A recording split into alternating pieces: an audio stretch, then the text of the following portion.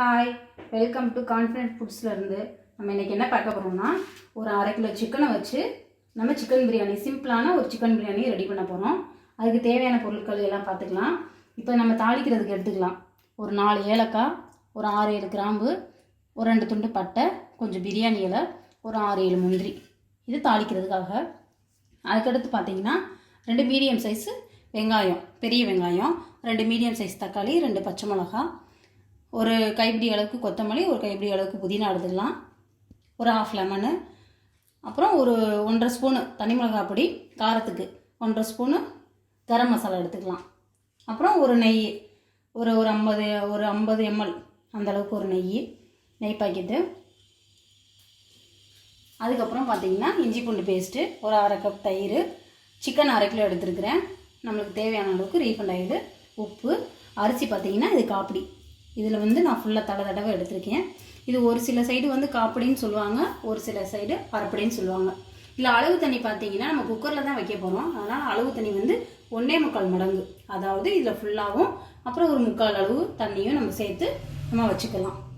நான் சிக்கனை நல்லா கழுவி ரெடி பண்ணி வச்சுருக்கேன். இப்போ வாங்க எப்படி செய்யலான்னு பார்க்கலாம். நம்ம இப்போ அடுப்பை பற்ற வச்சுக்கலாம். குக்கர் வச்சுட்டேன். நான் குக்கர் ஹீட் ஆனதும் ஒரு 100 ml அளவுக்கு நம்ம ரீஃபைண்ட் ஆயில் சேர்த்துக்கலாம்.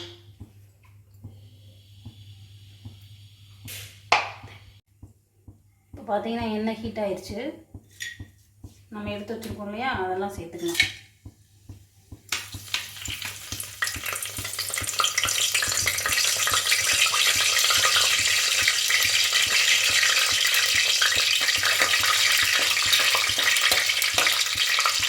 அது நல்லா பொரிஞ்சிடும். பெரிய வெங்காயத்தை நம்ம சேர்த்துக்கிறோம்.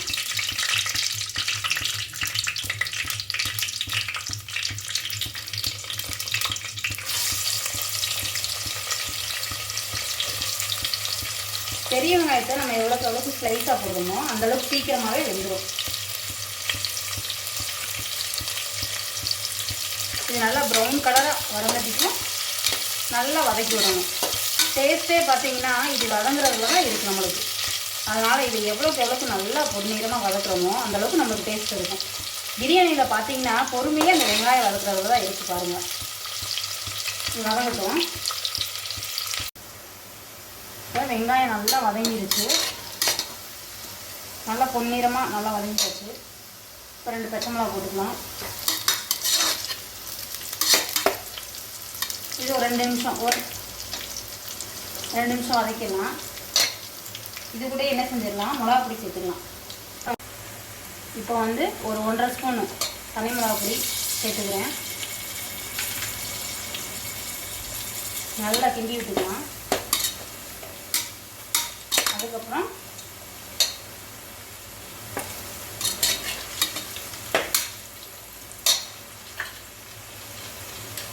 இதுக்கு தேவையான ஒரு 1.5 ஸ்பூன் இஞ்சி பூண்டு பேஸ்ட்டு, அதையும் போட்டு நல்லா கிண்டி விட்டுக்கலாம்.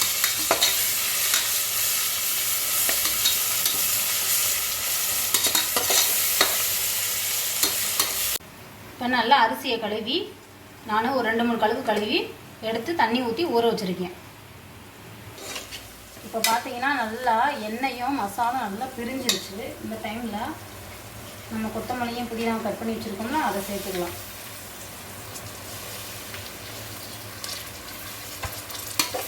நல்லா கிண்டி வச்சுட்டு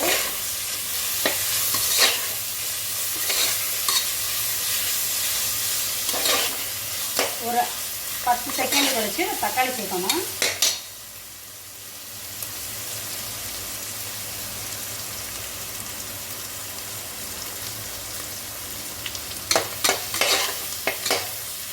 தக்காளி சேர்த்துக்கலாம்.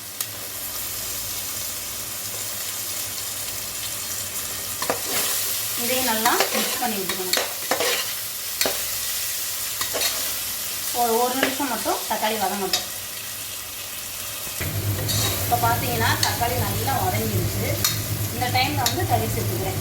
1/2 கப் தயிர் எடுத்துட்டு அதை சேர்த்துக்கலாம். நல்லா புளிக்காத தயிர் சேர்த்துக்காங்க. இப்போ இந்த மசாலா, தயிர், எண்ணெய் எல்லாம் பிரிஞ்சு வந்துடும் ஒரு நிமிஷத்தில். அதுக்கப்புறம் நம்ம சிக்கன் சேர்க்க போகிறோம். பார்த்தீங்கன்னா நல்ல மசாலாவும் எண்ணெயும் நல்லா பிரிஞ்சிருச்சு. இந்த டைமில் நம்ம சிக்கனை சேர்த்துக்கலாம். நான் கொஞ்சம் பெரிய பீஸாக வாங்கி வச்சுருக்கேன். ஏன்னா சின்ன பீஸ் போட்டோம்னா காணாமல் போயிடும், சிக்கனே கரைஞ்சி போன மாதிரி ஆகிடும். பெரிய பீஸ்னால் நம்ம சாப்பிட்றப்ப பிரியாணியோடு இருக்கும், நம்ம எடுத்து வச்சுக்கலாம். இது கிண்டிட்டு இது தேவையான சிக்கனுக்கு தேவையான உப்பு மட்டும் இப்போதைக்கு சேர்த்துக்கலாம். அதுக்கப்புறம் கரம் மசாலா எடுத்து வச்சுருக்கோம், அதை சேர்த்துக்கலாம். இப்போ சிக்கன் வந்து வேகிறதுக்கு நம்ம கொஞ்சம் டைம் கொடுக்கணும். ஒரு 6-7 நிமிஷம் வந்து சிக்கன் வேகணும். இதே ஒரு மீடியம் ஃப்ளேமில் வேகணும். சிக்கன் வேக ஆரம்பிச்சிச்சு.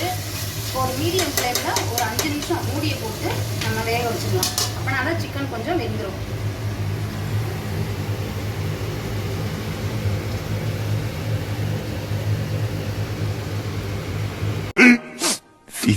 minutes later. மூடி ஓப்பன் பண்ணிக்கலாம். இப்போ பார்த்தீங்கன்னா சிக்கன் வந்து 3/4 வெந்துருச்சு.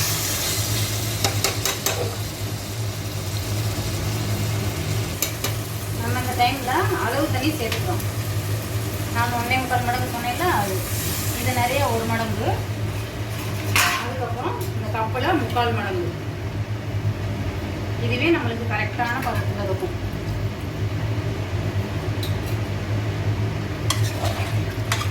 தண்ணி கொதிக்கலாம். இதுக்கப்புறம் நம்ம அரிசி சேர்த்துக்குவோம். சேர்த்துட்டு பிரியாணி தேவையான உப்பு சேர்த்துக்கிறோம். இப்போ தண்ணி நல்லா மழை கொதிக்குது. இந்த டைமில் நம்ம என்ன செய்யலாம், அரிசியை சேர்த்துக்கலாம். நான் வந்து இன்றைக்கி சீரக சம்பா அரிசி தான் எடுத்திருக்கேன். நல்லா டேஸ்ட்டு கொடுக்கும், நீங்களும் அதே எடுத்துக்கோங்க. நம்ம அரிசியை ஃபுல்லாக அதில் சேர்த்துக்கலாம். தண்ணியை ஃபுல்லாக வடிச்சிட்டு சேர்த்துக்கணும்.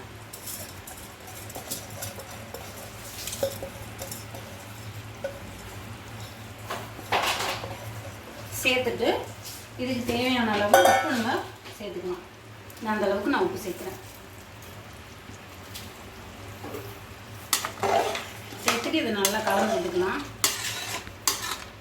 இப்போ பார்த்தீங்கன்னா அந்த அரிசியும் தண்ணியும் அப்படியே நல்லா கலந்து தண்ணி நல்லா வத்திடணும். வத்தி 2 மிக்சிங் ஆகி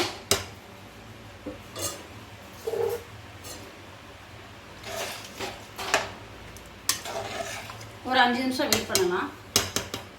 5 minutes later. இப்போ பார்த்தீங்கன்னா நல்லா அரிசியும் நல்லா மசாலா நல்லா எல்லாம் கலந்து ஒரு தம்மு போடுற லெவலுக்கு வந்துருச்சு. 3/4 பதம் வெந்துருச்சு.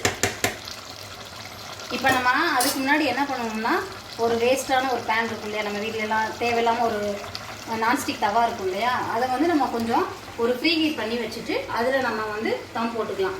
அதனால ஒரு சிம்மில் வச்சு ஒரு 5 நிமிஷம் அதை வந்து ஹீட் பண்ணிக்கிட்டு இருக்கேன். இந்த மாதிரி நல்லா தண்ணியெல்லாம் நல்லா கம்மியாகிடுச்சு. இந்த டைமில் நம்ம ஒரு பாக்கெட் நெய்யை வந்து சேர்த்துக்கலாம். இந்த நெய் ஃப்ளேவரு கடைசியில் நம்ம ஓப்பன் பண்ணுறப்ப நல்ல ஃப்ளேவராக இருக்கும், நல்லாயிருக்கும், நல்ல டேஸ்ட்டு கொடுக்கும். அதோட ஒரு 1/2 லெமன் இதில் புழிஞ்சு விட்டுக்கலாம். புழிஞ்சு விட்டு லோ ஃப்ளேமில் வச்சு நல்லா மிக்ஸ் பண்ணி விட்டுக்கலாம். ரொம்ப போட்டு கிண்டக்கூடாது, ஓரளவுக்கு அரிசி உடஞ்சிடும். அதனால் ஓரளவுக்கு மிதமாக கிண்டிட்டு இப்போ நம்ம தம் போட போகிறோம். இப்போ நம்ம குக்கர் மூடி போட்டுக்கலாம். இப்படி நல்லா ஈவனாக பரப்பி விட்டுட்டு குக்கர் மூடி போட்டு நம்ம மூட போகிறோம். மூடி வச்சு நான் ஃப்ரீ ஹீட் பண்ணி வச்சுருந்தேன் இல்லையா, அந்த பேன் எடுத்து இதில் மாற்றிக்கலாம்.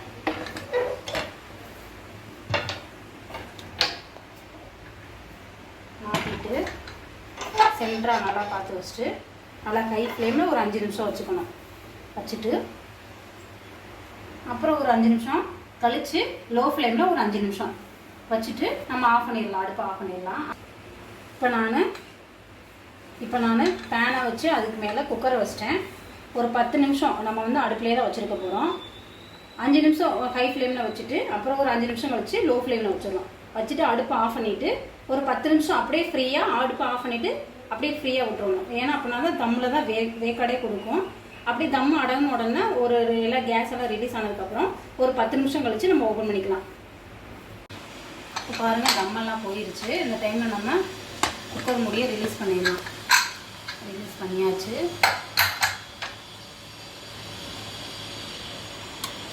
இப்போ நம்ம அப்படியே மெதுவாக கிண்டி விடலாம்.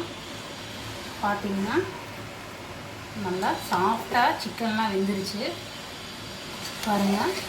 அடியில் பிடிக்கவே இல்லை, நல்லா உதிரி உதிரியாக வந்துருக்கு பாருங்கள்.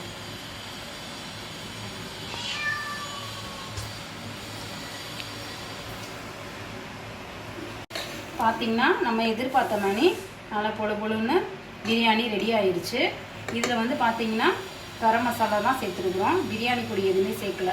இதில் நெஞ்செரிச்சல் எதுவுமே இருக்காது, ஈஸியாக ஜீரணம் ஆயிடும். ஒரு பிரியாணி சாப்பிட்டு ஒரு மாதிரி எதுக்களிப்பு அந்த மாதிரிலாம் எதுவுமே இருக்காது, ஈஸியாக ஜீரணம் ஆயிடும். இப்போ நம்ம சர்வ் பண்ணிக்கலாம். நமக்கு இப்போ பிரியாணி ரெடி ஆயிடுச்சு. ட்ரை பண்ணி பாருங்கள். பிடிச்சிருந்தால் லைக் பண்ணுங்கள், ஷேர் பண்ணுங்கள், கமெண்ட் பண்ணுங்கள்.